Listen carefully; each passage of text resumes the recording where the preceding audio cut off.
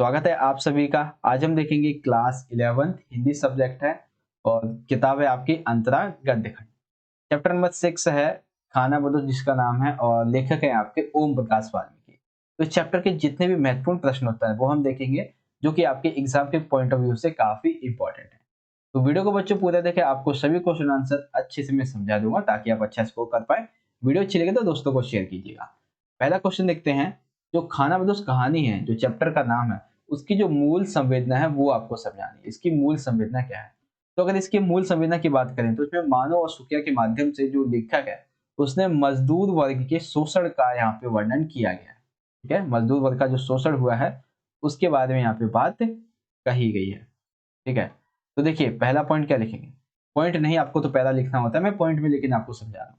कहानी में लेखक ने मजदूरी करके किसी भी तरह अपना गुजर बसर कर रहे जो मजदूर वर्ग है उनके शोषण के बारे में, उनकी परेशानियों के बारे में बताया है। मजदूर जो है वो चाहे तो अगर सम्मान के साथ जीवन जी सकता है, लेकिन सूबे सिंह, कहानी में जो सूबे सिंह वो एक ठेकेदार है, तो ऐसे ताकतवर और समृद्ध लोग उन्हें जीने नहीं देते। हमारे समाज में जो एक जातिवादी मानसिकता व्याप्त है वो समाज को बांटने में एक अहम भूमिका निभाती है। शोषक वर्ग जैसे कि सूबे सिंह, ऐसे लोग इसे एक हथियार के रूप में उपयोग करते हैं। जो वर्ग, जो मजदूर वर्ग, जो बंदा एक बार शोषित हो गया वो कभी भी अपने लिए कुछ नहीं कर पाता। वो सिर्फ और सिर्फ इसी चीज में उलझ जाता है कि वो अपने लिए, अपनी पत्नी के लिए, अपने परिवार के लिए, अपने बेटा बेटी के लिए खाना कहाँ से जुटाएगा, बस इसी रोटी की समस्या में लगा रहता है।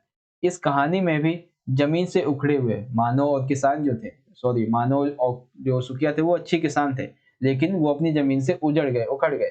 तो उनकी इसी व्यथा को इसमें बताया गया। रोजी रोटी कमाने की इच्छा में शोषण चक्र में ऐसे फंस जाते हैं जिससे वे आजीवन खाना बदोश जीवन जो जीते हैं, उसी के बारे में इसमें बताया गया है। तो आपको मूल संवेदना समझ में आ गई इस चैप्टर की क्या है। चलिए क्वेश्चन नंबर देखते हैं, अगला क्वेश्चन नंबर सेकंड। उससे पहले एक अच्छा सा थीम चेंज कर देते हैं। चलिए क्वेश्चन नंबर सेकंड देखिए, इसमें पूछा गया है खाना बदोश पाठ में जसदेव की पिटाई के बाद समूचा दिन कैसा बीतता है मजदूरों का। यानी कि जसदेव की जब पिटाई हो जाती है उसके बाद क्या उसका जो दिन है वो कैसा बीतता है। तो देखिए जसदेव की पिटाई के बाद मजदूरों का जो दिन है वो डर और भय से, एक डर और भय तथा दहशत में बीतता है। क्यों? क्योंकि जसदेव जो था उसे जब ठेकेदार के द्वारा जब उसे मारा गया, ठीक है, यानी कि उसकी पिटाई की गई, तो सारे के सारे लोग डर गए, काफी भयभीत हो गए। इस घटना से मजदूर काफी डर गए थे। सभी इस डर में जी रहे थे कि ना जाने जो सूबे सिंह है वो कब आ जाएगा और फिर से मार पिटाई का दौर चल पड़ेगा, किसी को भी मारने लग जाएगा। शाम होते ही सभी जो भट्टे थे वहां पे, छोटे छोटे और बड़े बड़े जितने भट्टे थे, उन पर एक सन्नाटा छा गया। सभी लोग जो थे वो अपने अपने खोल, यानी कि जहां पर रहते थे, जहाँ पे वो सोते हैं, उसमें सिमट गए। बूढ़ा बिलासिया शाम होते ही अपने झोपड़ी में जाकर लेट गया। ठीक है, एक बूढ़ा बिलसिया था, वो भी जाके अपने जो उसका खोल था, ठीक है, जो उसकी झोपड़ी थी उसमें लेट गया। तो ये दूसरा क्वेश्चन में आपको समझ में आ गया दिन कैसा बीता था। अब देखते हैं क्वेश्चन नंबर थर्ड। थर्ड में पूछा गया है चल ये लोग तुम्हारा घर ना बढ़न देंगे। ठीक है, ये कथन है। तो सुखिया के इस कथन के आधार पे खाना बदोश कहानी की पूरी संवेदना देखिए। अब ये क्वेश्चन थोड़ा सा घुमा के पूछ दिया गया है कि चल ये लोग हमारा घर ना बढ़न देंगे, इसके आधार पे आपको कहानी की संवेदना बतानी है। तो बेसिकली देखिए जो अभी हमने यहाँ पे देखा फर्स्ट में, अब इसी को आपको मानव और सुखिया इसके संदर्भ में समझाना है। तो कैसे लिखेंगे? खाना बदोश कहानी में सुखिया तथा मानव जैसे लोगों की भीषण जो शोषण, भीषण बहुत अधिक शोषण से भरी हुई जिंदगी के बारे में बताया गया। सुखिया तथा मानव जो थे वो मजदूर वर्ग तथा सूबे सिंह जो है वो पूंजीपति वर्ग का शोषण कर रहे हैं। सुखिया जो है वो मानव का सपना अपना घर बनाने का है। ठीक है, सुखिया और जो मानव है ये दोनों ही चाहते हैं अपने लिए घर बनाए। वे दिन रात मेहनत करते हैं, लेकिन जो सूबे सिंह है उन्हें ये सब, सूबे सिंह को ऐसा करना उनके लिए ठीक नहीं लगता है। पूंजीपति वर्ग जो है वो हमेशा श्रमिकों की दशा को उसी दशा में बने रहने देना चाहता है। वो हमेशा यही चाहेगा कि मेरा मजदूर मेरे पास ही काम करते करते इसका निधन हो जाए, वो कभी भी उसे छोड़ के ना जाए, उतने ही पैसे में और अधिक काम करता रहे ताकि उनका काम चलता रहे। पूंजीपति वर्गों को अपने पर आश्रित रखना चाहते हैं, यानी कि जो लोग हैं, मजदूर जो लोग हैं, ये पूंजीपतियों पर निर्भर रहे, ऐसा ये लोग सोचते हैं। खानाबदोश कहानी में मानो व सुखिया अपनी दशा सुधारना चाहते हैं और अपने खानाबदोश जीवन से मुक्ति पाना चाहते हैं। लेकिन सूबे सिंह उन्हें तरह तरह से तंग करता है और उनके सपने जो है वो तोड़ देता है। ठीक है, तो आपको समझ में आ गया ये क्वेश्चन नंबर 3। आगे बढ़ जाए, अगला क्वेश्चन देखें। तो अगला देखते हैं क्वेश्चन नंबर 4। फोर्थ में हमसे पूछा गया है, सूबे सिंह के संपर्क में आने पर किसनी के व्यवहार में क्या परिवर्तन आया और क्यों आया। तो देखो भाई, सूबे सिंह जो था वो क्या था, भट्टे का ठेकेदार का बेटा था।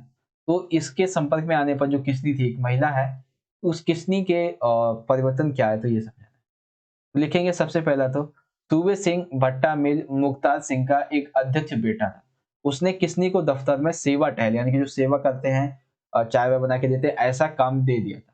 शुरू शुरू में किसी का ध्यान इस ओर नहीं गया था, ये कि जो किसनी है वो काम करती है। धीरे धीरे वह भट्टे पर जाने लगी। जो किसनी थी वो धीरे धीरे कहाँ जाने लगी, भट्टे पर काम जाने लगी। मतलब भट्टे पर जो था वो काम कम करने लगी और वो दफ्तर में ही रहने लगी। इससे किसनी के पास बहुत सारी सुविधाएं आ गई, जैसे कि अब वह हैंडपंप के पानी से नहाने लगी थी, साबुन से रगड़ रगड़ के नहाती थी, ट्रांजिस्टर पर फिल्मी गाने सुनती थी, अच्छे अच्छे कपड़े पहनती थी। किसनी के पति का नाम था महेश। वह अपने पति महेश की उपेक्षा, यानी कि अब वो कहती थी मुझे तुम पसंद नहीं हो, फलाना ढिमकाना, ऐसा कुछ कुछ कहती थी। और वह ज्यादातर समय कहाँ पे अपना व्यतीत करती थी, सूबे के सिंह के साथ में, कहाँ पे, दफ्तर में। वह सूबे सिंह के साथ में शहर भी जाने लगी थी। कई कई दिनों तक रहती थी, शहर से लौटते ही नहीं थी। और जब लौटती थी तो थकी हारी एकदम ऐसी निडल, मतलब बिल्कुल भी ऊर्जा ना हो शरीर में, ऐसे लौटती थी। तो ये सारे जो रीजंस थे, ये जो अभी हमने ऊपर 4 पॉइंट ये पढ़े हैं, इन सभी कारणों की वजह से, ठीक है, जो किसनी थी उसके पास बहुत सारे क्या आ गए, सुविधाएं आ गई। तो इन सभी कारणों की वजह से अन्य मजदूरों में कानाफूसी का ये कारण बन गई कि कुछ सुविधाओं के लिए शोषण और गलत रास्ते पर किसनी चल चुकी है, जिससे अब लौटना मुश्किल है। ठीक है, तो क्वेश्चन नंबर 4 था आपका, इस तरह से यहाँ पे कंप्लीट हो जाता है। आगे देखिए अगला क्वेश्चन। तो बात करते हैं अगले क्वेश्चन की, क्वेश्चन नंबर 5। 5 में पूछा गया है हमसे, खाना बदोश पाठ के आधार पर निम्नलिखित पंक्तियों का आशय स्पष्ट कीजिए। पहली पंक्ति है, अपने देश की सूखी रोटी भी परदेश के पकवान से अच्छी है। इसका मतलब क्या है? तो देखिए, मनुष्य जहां पैदा होता है वही उसका देश होता है। आप इंडिया में पैदा हुए हैं, आपका देश इंडिया है।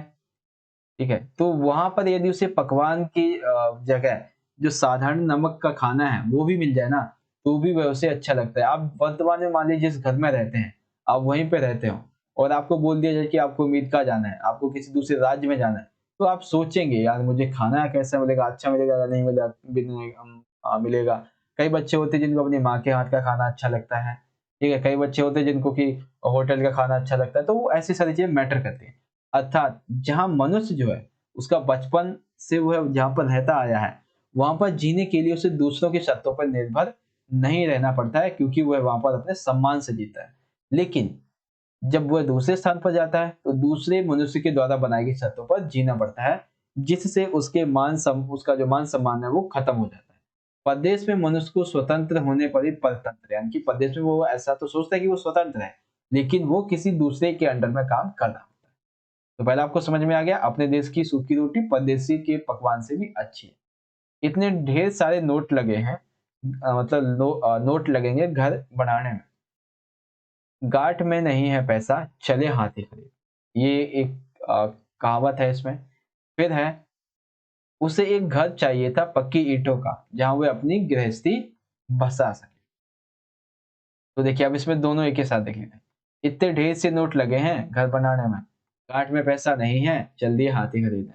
तो सुकिया और मानो, मतलब जो सुकिया है वो मानो से ये कहता है कि घर बनाना आसान काम नहीं है, इसमें बहुत सारे पैसों की जरूरत पड़ेगी और इस समय हमारे पास इतने पैसे नहीं। हमारी स्थिति ऐसी हो गई है कि पैसे नहीं है हमारे पास, फिर भी हम कहाँ चल जा रहे हैं, हाथी खरीदने के लिए। ये समझ आ गया।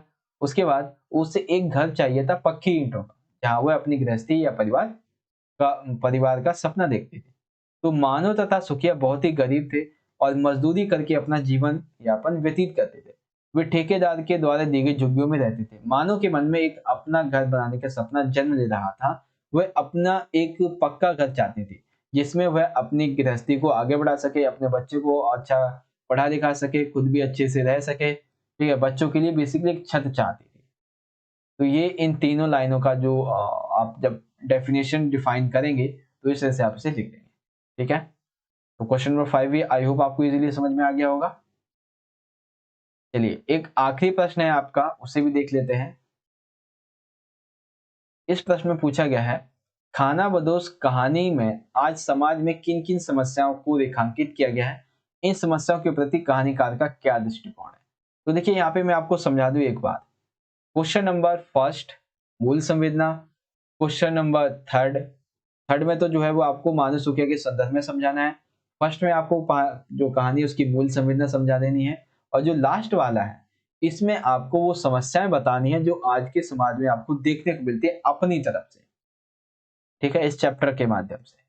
तो देखते हैं इसमें आप क्या क्या लिख सकते हैं। इसमें लिखेंगे, खानाबदोश कहानी में आज के समाज की निम्नलिखित समस्याओं की ओर रेखांकित किया गया है। कौन कौन सी समस्याएं? पहली तो ये है कि वर्तमान की अगर हम बात करें तो वर्तमान में जो समाज है इसमें हमें जातिभेद देखने को मिलता है। बिल्कुल सही बात है। मजदूर वर्ग का जो शोषण है वो आज भी हो रहा है, और इस यातना को झेलने के लिए जो मजदूर है सॉरी, वो मजबूरी में ये काम कर रहे हैं। ऐसे मजदूर जो है जिनका शोषण हो रहा है वो सभी एक नर्क के समान जीवन जी रहे हैं, जिनके लिए सुविधाओं का अभाव है। समाज में आज स्त्रियां सुरक्षित नहीं है, वे दोहरे शोषण का शिकार हैं, और स्त्रियों के लिए सम्मानजनक दृष्टिकोण का भी अभाव देखने को मिलता है। समाज में शोषण को देखकर चुप रहने की एक मानसिकता जो है वो यहाँ पे चल पड़ी है। उपरोक्त समस्याओं के प्रति लेखक का दृष्टिकोण मानव और सुखिया के माध्यम से प्रकट हुआ है। दोनों अपना जीवन है। देखिए ये तो आपको समझ में आ गया कैसी मानसिकता व्याप्त है। अब कहानी के संदर्भ में देखें तो उपरोक्त समस्याओं के प्रति लेखक का जो दृष्टिकोण है वो मानव और सुखिया के माध्यम से प्रकट हुआ है। दोनों ही अपना जीवन तो जीना चाहते हैं, परंतु शोषणकारी वर्ग उन्हें प्रताड़ित करता है। वे शोषण के सम्मुख आत्मसमर्पण नहीं करते, बल्कि कष्टपूर्ण जीवन झेलने के लिए कहीं और चले जाते हैं, और वो खानाबदोश जो उनकी जिंदगी है उसे जीवन जीने के लिए विवश हो जाते हैं। तो ये सारी जो समस्या है वो रेखांकित होती हैं इस आपके चैप्टर। चलिए सारे जो जितने भी क्वेश्चन हैं मैं आपको एक बार दोबारा से दिखा देता हूँ। ठीक है, पहला क्वेश्चन ये है आपका, सेकंड क्वेश्चन आपका ये है, थर्ड क्वेश्चन आपका ये है, फोर्थ क्वेश्चन आपका ये है, फिफ्थ क्वेश्चन आपका ये है, देन लास्ट क्वेश्चन आपका ये वाला है। तो इस तरह से बच्चों आज की हमारी ये वीडियो यहाँ पे खत्म हो जाती है। वीडियो अच्छी लगी तो लाइक कीजिएगा, शेयर कीजिएगा अपने सभी दोस्तों के साथ, और कमेंट करके बताइएगा आपको वीडियो कैसी लगी, और साथ ही साथ चैनल को अगर सब्सक्राइब नहीं किया तो कर लीजिएगा, और ऑल बेल सेट कर दीजिएगा नोटिफिकेशन को, ताकि आने वाले सभी वीडियो के नोटिफिकेशन आप तक पहुंच सके। चलिए दोस्तों हम मिलेंगे अगली वीडियो में, तब तक के लिए आप पढ़ते रहिए और अपना ख्याल रखिए। धन्यवाद। जय हिंद, वंदे मातरम।